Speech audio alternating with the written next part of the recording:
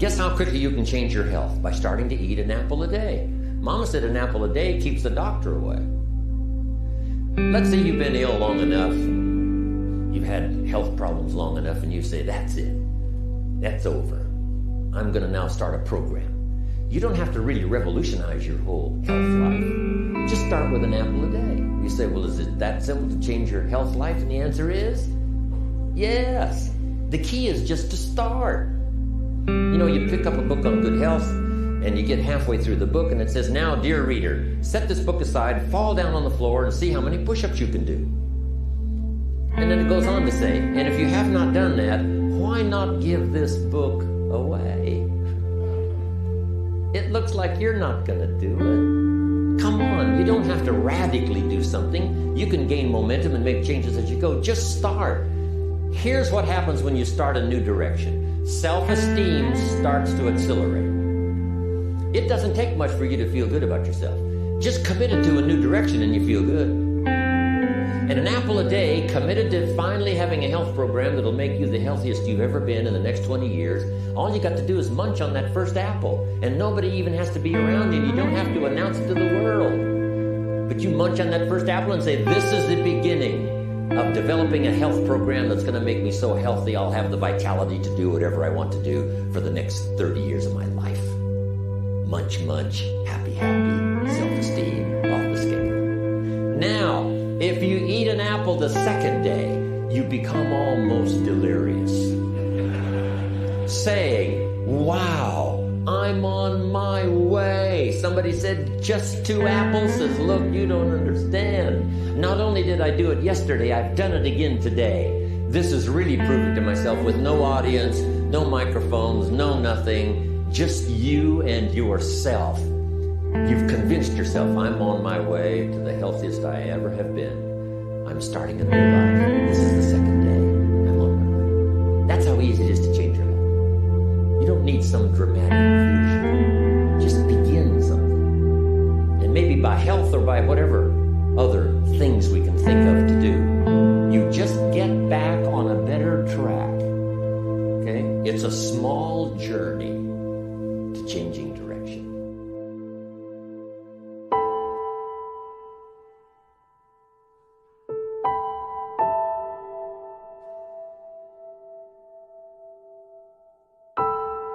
Resolve says, do it or die.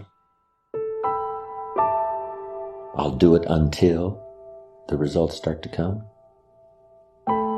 And it's always resolve with willing to face the unknown. Yes, I said I was going to do it or die, but later, here's what I discovered. So then you have to sort of rearrange. It's like planting corn in an acre of ground, and it never does come up. It never does come up. Somebody said, well, just keep on planting. Maybe you need a new acre. So maybe it isn't just persistence and do it or die. I'll plant every spring, by gosh, until I have a crop. Have you ever considered maybe you need a new acre to plant in? So that means, like later discovery says, wow, I've been at this now 3 years, nothing's happening. Then you say, I know I said I was going to do it or die, but I've got some better information now. I need to go a new road, try a new acre.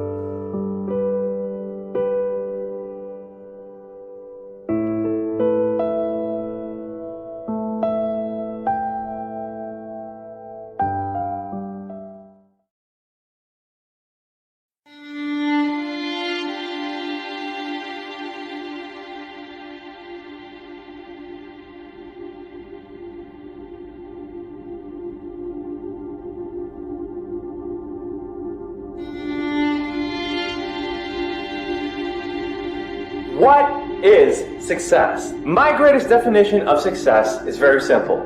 Success is all about self-expression. Success is becoming who you really are. You see, a lot of people define success as making a lot of money or becoming extremely famous, but success could be as simple as getting a promotion, or having 5 children, or getting married, or doing something that you've never done before. That could be a success. Success could be small, success could be large. But you, my friend, have to define what success really means to you. No one can come into your life and tell you, oh, success is about being skinny. if you know that you were not meant to be skinny. Now, I'm not discouraging skinny people or fat people or whoever you are and whatever you might be. I'm just saying to you that you, my friend, have to define how much money you want to make, what kind of places you want to go, what kind of people you want to see, what kind of person you want to be. Don't let anyone give you the terms of success based on what you see on social media, or what you read in books, or what you see on TV, or what you hear from other people talking about. You, my friend, you have to define it. You have to ask yourself, what is it do I really want? You see, a lot of people focus on what they don't want. They focus on how they don't want to be broke, and how they don't want to be poor, or how they don't want to be tired, or how they don't want to be sick. You gotta focus on the things that you want. You gotta focus on the things that you must do. Not the things that you should do, the things that must be done.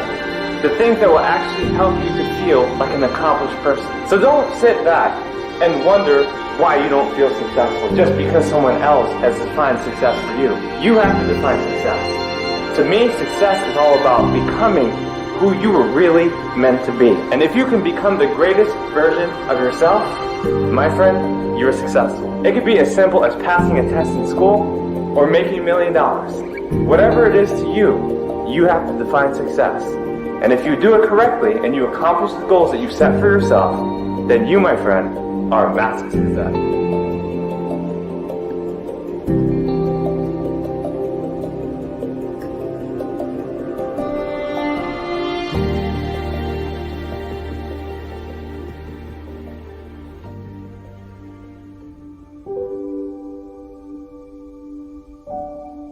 Birds of a feather flock together.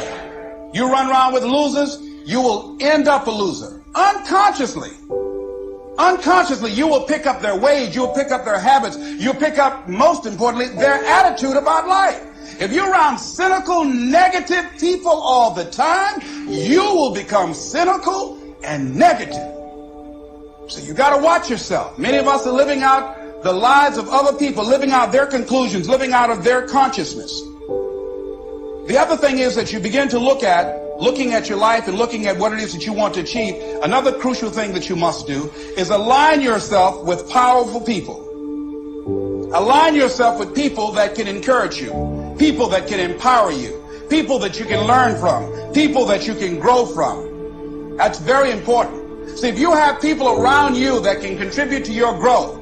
When I wanted to become a speaker, I joined the National Speakers Association. I wanted to be around the Dr. Norman Vincent Peales, the Zig Ziglars, the Dwayne Dyers. I wanted to be around people that were doing what I wanted to do. I wanted to learn from them. And you want to do that too. You want to align yourself with people who think like you, people who dream like you, people who want more out of life, people that are stretching and searching and seeking some higher ground in life, as opposed to the majority of people. Somebody said, always strive to get on top in life because it's the bottom that's overcrowded. And see, you don't want to be on the bottom. See, it's easy to be on the bottom. It doesn't take any effort to be a loser. It doesn't take any motivation, any drive in order to stay down there on a low level. But it calls on everything in you, ladies and gentlemen. You have to harness your will to say, I'm going to challenge myself. Sometimes I have to pull myself out of bed and say, come on, Les.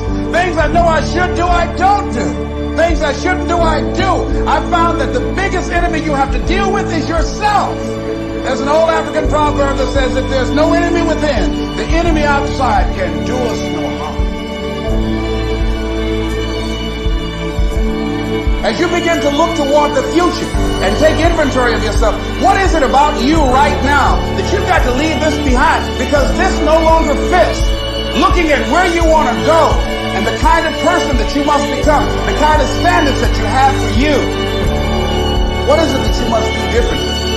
Repeat out to me, please. If you want to keep on getting what you're getting. Keep on doing what you're doing.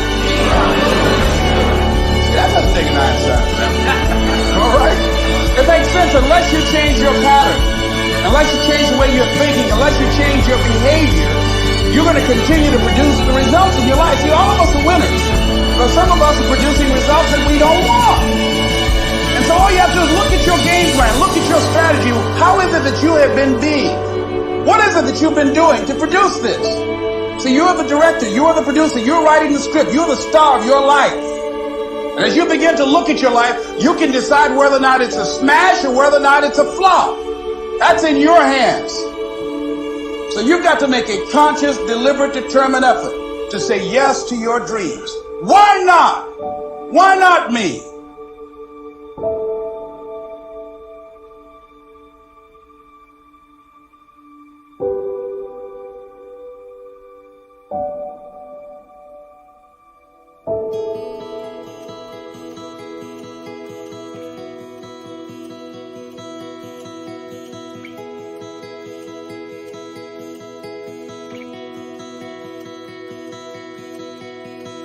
I think unsuccessful people, when they have a big dream and they start thinking about what's going to be required to accomplish that dream, they get very limiting in their beliefs about themselves and what's possible. And specifically, they say three types of things. The first thing they often say is, well, I don't know how to do that. So they stop. They say, I don't have those things. So they stop. Or they say, I don't know, I'm not like those people. I'm not like that.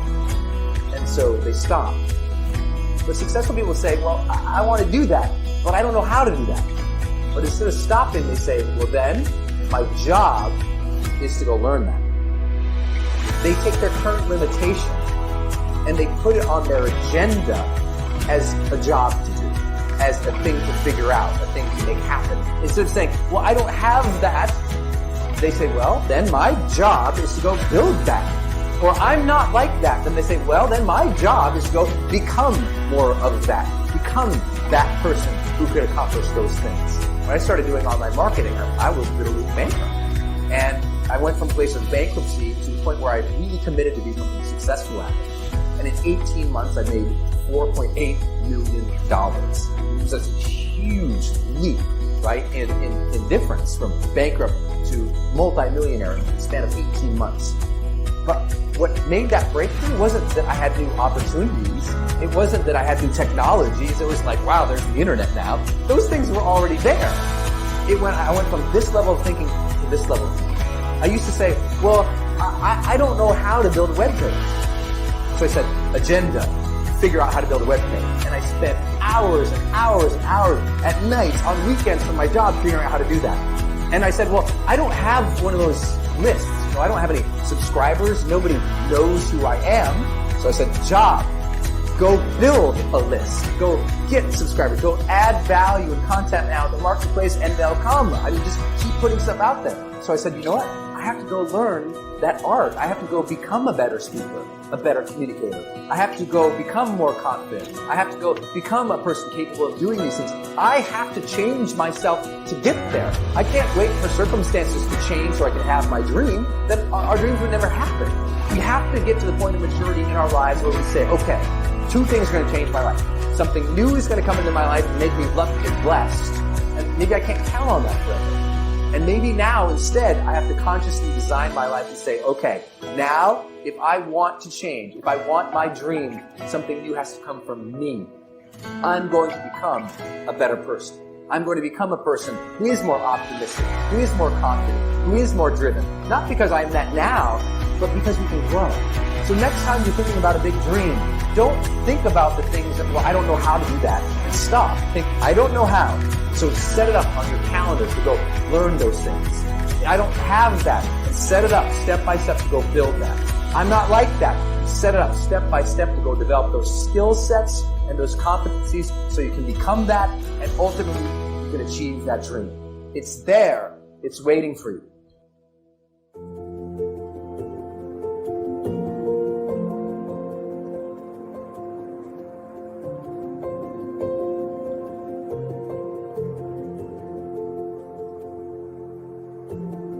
If I were to put a 10-inch, 30-foot long plank on the ground here and say, if you walk the length of the plank, I'll give you $20. Would you do it?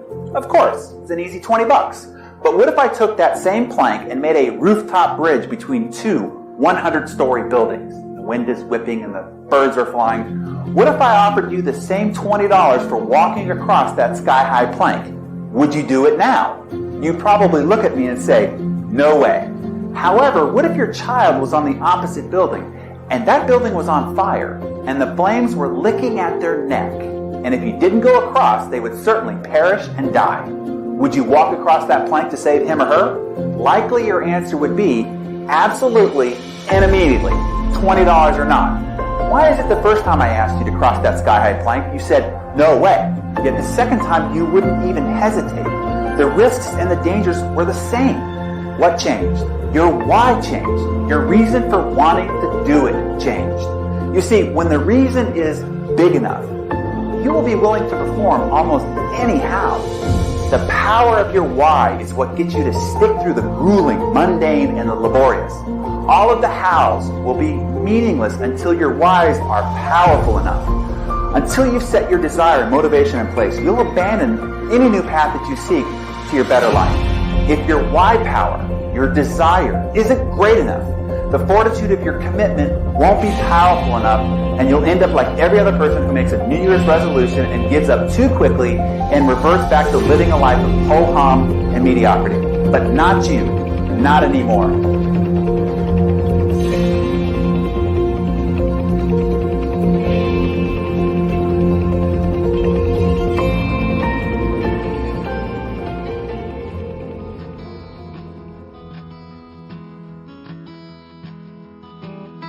There are at least two reasons why ants are unique and important. For one thing, an ant always knows where it wants to go, and it keeps trying to find a way of getting there, no matter what. If you put a pebble in front of an ant, the first thing it does is try to find a way around the pebble. It tries to go one way. If it can't get around there, it tries to go the other way.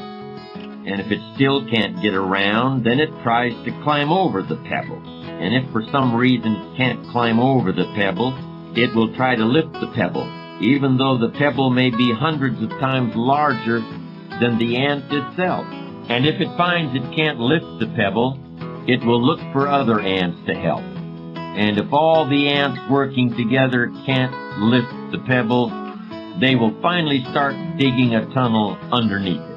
And even if that doesn't work, they will literally start trying to gnaw their way through the pebble. How long will they keep trying? They'll keep trying until they die. Because the one thing they will never do is quit. That's the ant's philosophy of achievement. And we might all want to incorporate it into our view of the world. The other reason ants are important is because of what they do in the summer. During the summer, the ants plan for the winter. They don't have any credit cards. They don't use the present moment to create debts and liabilities for themselves in the future. They use the present moment to create assets for themselves. Do you remember the fable about the ant and the grasshopper? The grasshopper laughed at the ant for working so hard all summer. The grasshopper just enjoyed himself, leaping around in the high grass without a care in the world. And when the winter came, he starved to death, while the ant had plenty to eat. Remember, we've all been grasshoppers at some point in our lives. Just make sure you're not one now.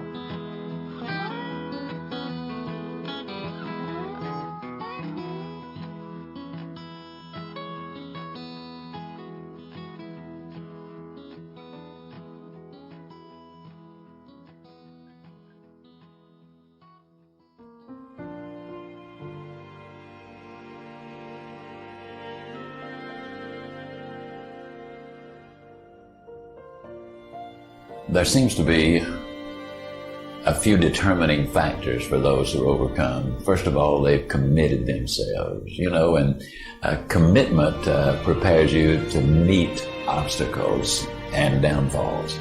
Because if you've made a commitment to do something and disaster strikes or calamities take place or things don't go your way, you immediately start thinking, how do I solve the problem? If you have no commitment, your first thought is, how do I get out of this deal? And we generally find what we're looking for. And as I laughingly tell people, some people are about as committed as a kamikaze pilot on his 39th mission. Now, whether it's in a marriage or getting your education or achieving a weight loss goal or a sales goal or an academic goal, it doesn't make any difference what it is. Along the way, there's going to be those setbacks and reversals and disappointments.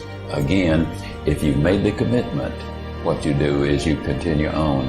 People who've made the commitment not only and are overcomers, but they also prepare themselves. They expect to win. They prepare to win, and they take the necessary steps in order to get there. This commitment, combined with the persistence and the unshakable belief that eventually they will win, is what separates them. Interesting enough, most of them I found are very humble people.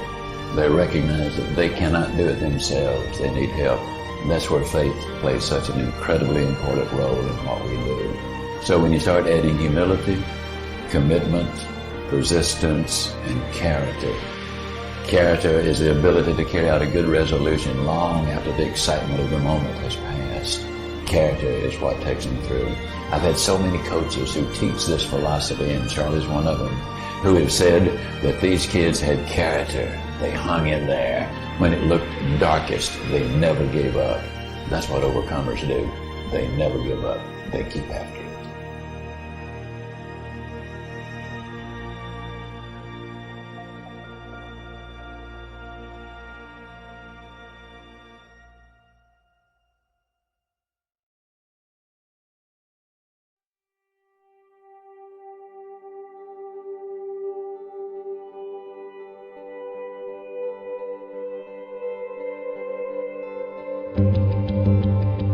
Take charge of your life. Take charge of your time. Take charge of your resources. Take charge of your health. You're the one that's responsible for it. It's not a requirement of society that you not have a heart attack to take care of your family. That's not a requirement of society, but you must make it a requirement of yourself. Society doesn't require that you build a financial wall around your family nothing can get through. That's not a requirement of society. It's a requirement you impose on yourself to build a financial wall around your family nothing can get through. So impose on yourself the self-development of being in charge, taking charge of your life and your health and your future and your responsibilities and all of those. Reasonable time is enough time to achieve all of your goals. Just jot that down. Reasonable time is enough time. I had to learn that. Reasonable time is enough time. Here's why. It's not the hours you put in, it's what you put in the hours. If you start depositing greater ideas into the hours you've got later than now, I'm telling you, later you can't believe the productivity that will flow. The ideas you can't think of now, a year from now, they'll start to flow. And when you deposit those ideas in the hours you've got, productivity multiplies by 2, 3, 5 times. Next, time management essential, a written set of goals. And then do priorities on your goals. What's important this week? What's important this month? Here's the next one. Often review. Just go over your goals to make sure that your list is working for you. It's got you inspired. It's got you turned on. Somebody says, how come you're up so early? Say, if you were headed where I'm headed, you'd be up early. If you were going to meet who I'm going to meet, you'd be up early. If it was going to stack up for you like it's stacking up for me, you'd be getting up early. Learn to study what we call majors and minors. Here's what you must say when you pick up the phone. Is this a major conversation or a minor conversation? If it's minor, a few pleasantries and you're done. If it's major, maybe you've got to make a few notes. So, what's major, what's minor? Now, here's the key on this. Don't major in minor things. If you take up major time to do minor things, I'm telling you, you'll be behind the curve constantly. Here's what we learn in sales training. What's major time and what's minor time? Here's minor time, thinking about prospects. Here's minor time, making lists of prospects. Here's minor time, keeping books on prospects. Here's minor time, going to see the prospect. Here's minor time, evaluating the prospect after you've been there. That's all minor time. Here's major time, in the presence of the prospect. That's major time. If you're in sales and you took a look at a week, you'd say, my gosh, I'm spending 90% of my time on the minor stuff and so little time on the major stuff in the presence of. How many hours in the presence of in my day? How many hours in the presence of during my sales week? Because the time that really counts is in the presence of. Majors and minors.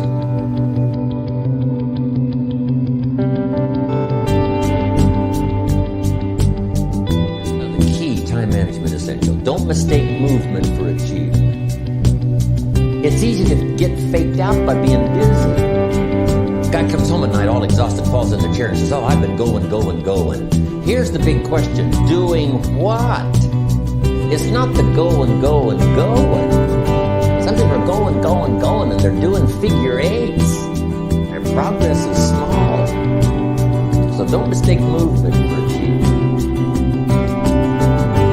Now here's a big one, concentration. I had to learn this. All those years ago, I'm in the shower trying to compose a letter. Found it turns out to be a strange letter. So here's what I learned to do. Save the work till you get to the office. Save the work till you get to the work. Don't try to get to the office on the way to work. On the way to work, enjoy the way. In the shower, enjoy the shower. Then go to work when you get to work. I found this to be helpful. Concentration. Here's another big one. Learn to say no. I'm telling you, in such a social society we have now, it's so easy to try to be a nice person, saying yes to everything. Find yourself overloaded. Now you got to call and make all the time it takes to back out of something that you said yes to too quickly. Here's what might be better. I don't think so, but if that changes, I'll call you. Little things you can use not to overcommit yourself. My friend Ron Reynolds says, don't let your mouth overload your back. It's a good one. Analyze how you are. And if you have some weaknesses, it doesn't seem like you can change. Here's the key. Get it covered. I used to keep promising myself I'd keep the books. Finally, I gave that up. And back then, it only took me an extra $50-$60 a month for some accountant to keep the books. I said, no, I'm going to save the $50. You can't believe what I started losing in productivity because I tried to save the $50. So the key is a lot of the time you can stay like you are, but just make sure you get it covered. Okay. Let all communication systems serve you, but don't let them intrude. When it comes time to have dinner with your family, you shut off all systems, unless the ones that can take messages silently. Don't let the phone ring. Don't let anybody intrude, come through the front door nor the back door, nor through the telephone or any other device.